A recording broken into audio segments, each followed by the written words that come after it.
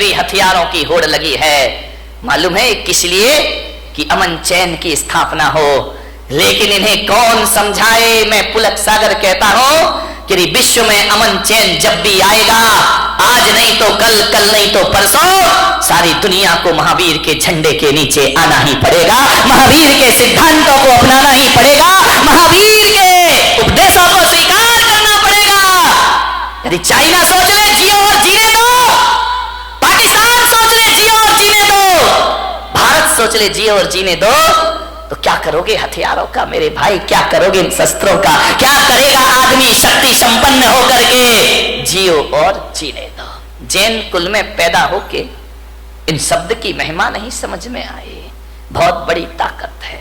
जब घर में झगड़े हो, विवाद हो, लड़ाई हो, एक ही सूत्र अपनाना, जियो और, वहां हमारी समस्या महत्वपूर्ण हो जाती है, सूत्र महत्वपूर्ण नहीं होता है।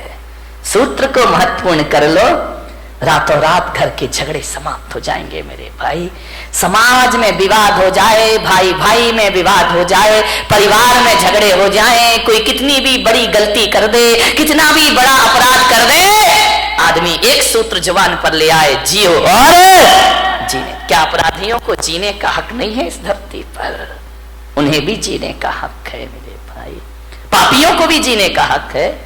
महावीर जैसी दृष्टि, महावीर जैसा सोच। और मैं आपसे निवेदन करता हूं कि महावीर के इस देश में, महावीर के इस समाज में, महावीर के इस पंथ में आत्महत्या करना महावीर का सबसे बड़ा अपमान है मेरे भाई। इससे बड़ी कायरता दुनिया में कोई दूसरी नहीं हुआ करती है। आत्महत्या के विचार कभी मत बनाओ। विचार बनाना भी पाप है। मरने के पहले क्यों मर जाते हो? ध्यान रखिए, जिंदगी में जीने की भावना रखिए। मरने में रखा क्या है? कौन सी बहादुरी मेरे भाई मरने में? कौन सा बड़ा मेहनत करना पड़ता है। दो चार भक्त मेरे पास आए, बोले महाराज हम आपके शिष्य हैं।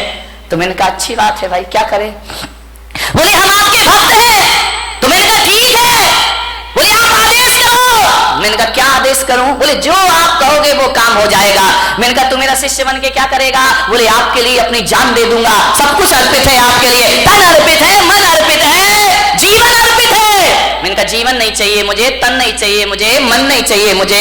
तो बोले महाराज आपको क्या चाहिए? मैंने कहा मैं अपने भक्तों में, ऐसे भक्तों को, ऐसे लोगों को मैं अपना भक्त नहीं बनाता हूं जो मेरे लिए जान देने को तैयार है। अरे मेरे लिए मरने को तैयार मत रहो। सच्चा भक्त यदि मुझ पे मर जाएगा तो वो सच्चा भक्त नहीं होगा।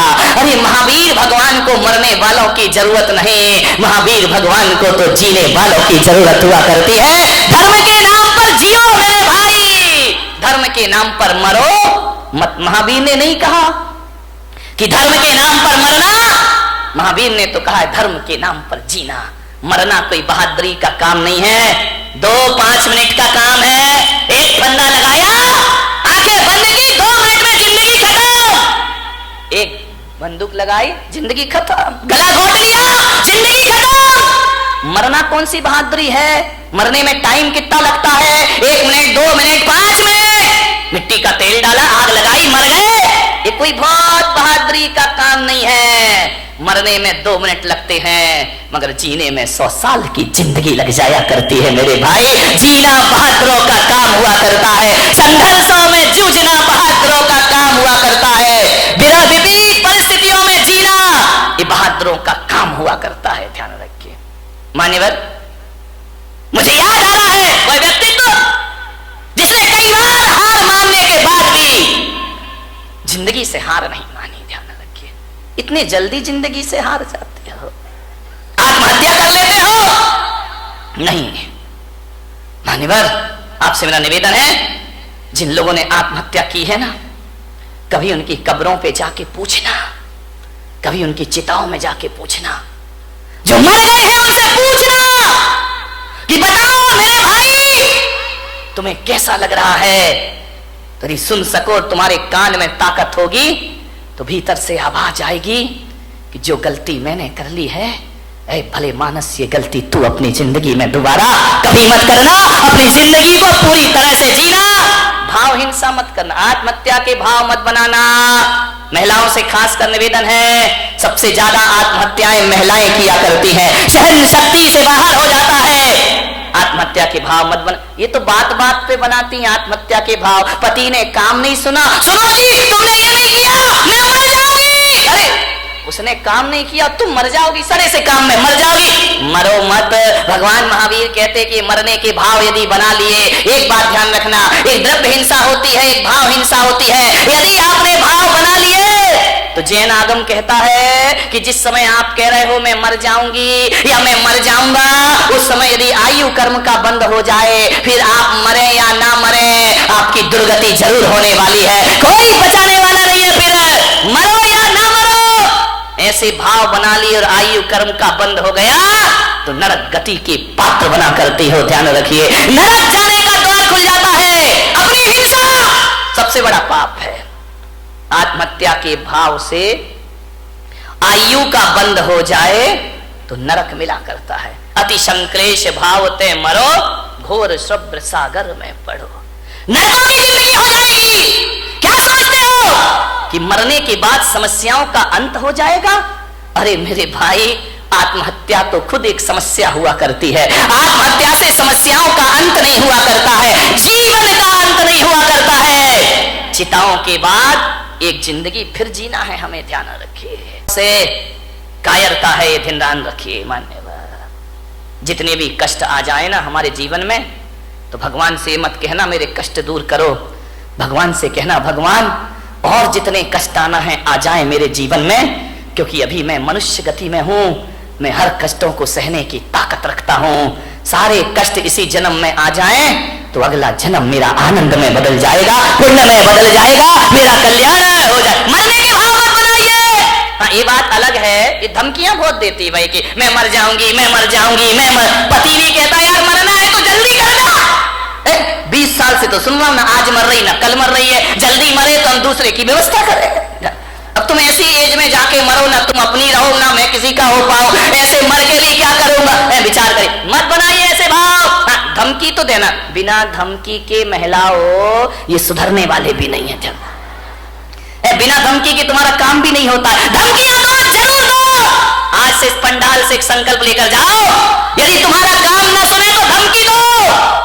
धमकी देना, धमक मत देना, नहीं तो गड़बड़ हो जाएगा। ध्यान रखिए, इन्हें धमकियां दीजिए, लेकिन ये धमकी मत देना कि मैं मर जाऊंगी, और तुम दोगी भी तो इन्हें विश्वास नहीं होता। ध्यान रखना कि 50 साल से तो सुन रहे यार मर जाऊंगी मर जाऊंगी, तो बोलती रहती है, बकती रहती है, कोई सुनने वाले नहीं है। मैं आपको अपने काम बनवाने का एक सूत्र दे रहा हूं, ध्यान रखिए, बहुत प्यारा सा सूत्र दे रहा हूं। यदि वो बात बोल दी तो ये तुम्हारा काम जरूर सुनेंगे, तुम्हारे मन की इच्छा जरूर पूरी करेंगे। मरने से तो बिल्कुल भी करने वाले नहीं है। ध्यान रखिए, आपसे मेरा निवेदन है, अब यदि कोई काम तुम्हारे पति तुम्हारा परिवार ना करे तो ये मत कहना कि मैं मर जाऊंगी। आज से नियम ले लो, ऐसी धमकी देना, कहना मैं आरी का बन जाऊंगी, मैं साध्वी मैं सन्यासिनी हो जाऊंगी। नहीं आया समझ में? नहीं, तुम्हें नहीं आया, इन्हें जल्दी आएगा, क्योंकि मरने पर तो इनका विश्वास है कि ये मरने वाली बिल्कुल नहीं है। ध्यान रखिए, लेकिन यदि तुमने कह दिया कि मैं माता जी बन जाऊंगी, मैं आरी का बन जाऊंगी, तो ये सोचेंगे यार हो सकता है महाराज के लपेटे में आ जाए और घर छोड़ करके माता जी बनने। चलिए ध्यान रखिए मान्यवर, बात केवल हंसने की नहीं है। जिस क्षण आप कह रही हो मैं आरी का बन जाऊंगी, मैं साध्वी बन जाऊंगी, उस समय यदि आयु कर्म का बंद हो तो ध्यान रखना, आरी का बनो या ना बनो, देवगति की पात्र हो जाया करती है। ध्यान रखिए, सदगति हो जाती है हमारे जीवन में। जब बुरे भावों से दुर्गति हो सकती है तो अच्छे भावों से सदगति क्यों नहीं हो सकती है? जब जिंदगी से तंग आ जाओ तो आत्महत्या के विचार मत बनाना, संन्यास के विचार बनाना। तुम्हारे विचार तुम्हारे जीवन को पवित्र कर देंगे। ध्यान रखिए, मरने के भाव मत बनाइए, संन्यास के भाव बनाइए, वैराग के भाव बनाइए। और एक बात और बता रहा हूं, 3 चीज बड़े झटके में होती हैं, ध्यान रखना, संन्यास, दान और आत्महत्या। इन पे प्री प्लान काम नहीं चलता है, ये तो झटका लगा और पटका उठा के। ध्यान रखिए, जो आदमी सोचता है कि मैं आज नहीं कल दान दे दूंगा, वो आदमी जिंदगी भर दान नहीं देगा। ध्यान रखना, क्योंकि आज गया तो सब कुछ गया। भाव बार बार नहीं बना करते हैं दान दान के। और किसी के यदि महाराज बनने के भाव जगे हो, कल पे मत टालना मेरे भाई, तुरंत झटपट झटपट लो, खटपट मिटाओ। मैंने देखा है मेरे से पहले के ब्रह्मचारी जो सीनियर हैं वो आज भी ब्रह्मचारी बने घूम रहे हैं। वो दीक्षा नहीं ले पाए, वो मुनि नहीं बन पाए, वो साधु नहीं बन पाए। क्यों? पुराना हो गया सन्यास, पक गया सन्यास। अब दीक्षा के भाव ही पैदा नहीं हुआ करते हैं। अब उनके भाव ख्याति लाभ के हो जाया करते हैं। विनय महाराज बने, जब अपनी पूजा हो रही है तो महाराज बन गए। क्या करेंगे? ध्यान रखिए, विद्वान कभी दीक्षा नहीं लेता, पंडितों ने कभी दीक्षा नहीं ली, सन्यास नहीं लिया। ध्यान रखना, ये दूसरों को सन्यास दिलाते हैं, खुद का नंबर आता है तो खुद पीछे हो जाया करते हैं। एक पंडित जी मुझे मिले, अब वो इस दुनिया में नहीं है। उनकी जब पहली बार मुझसे मुलाकात हुई, उन्होंने कहा कि जब मैं ब्रह्मचारी था, उन्होंने कहा कि भैया जी मैंने 150 पंच कल्याणक करा दिए। कितने? 150 प्रतिष्ठाएं करा दी। मैंने कहा 150? बोले हाँ। तो मैंने कहा 150 दीक्षा कल्याणक भी करा दिए? बोले करा दिए। तो मैंने कहा 150 बार भगवान के कपड़े भी उतरवाए होंगे? बोले उतरवा दिए। मेरे जैसा विद्वान नहीं। मैंने कहा पंडित तेरे जैसा मूर्ख नहीं है। बोले क्या?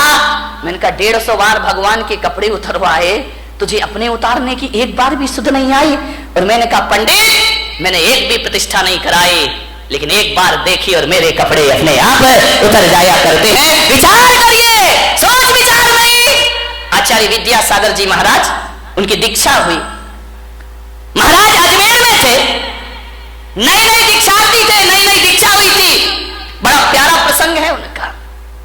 और जब उनके पास एक विद्वान पहुंचा, विद्वान ने देखा महाराज की आदत है, नेचर में है, स्वभाव में है, कोई बनावटी जीवन नहीं है उनका। ध्यान रखिए, सिर उनका झुका रहता है, शुरू से ही झुका रहा, कभी नजरें उठाकर नहीं देखी।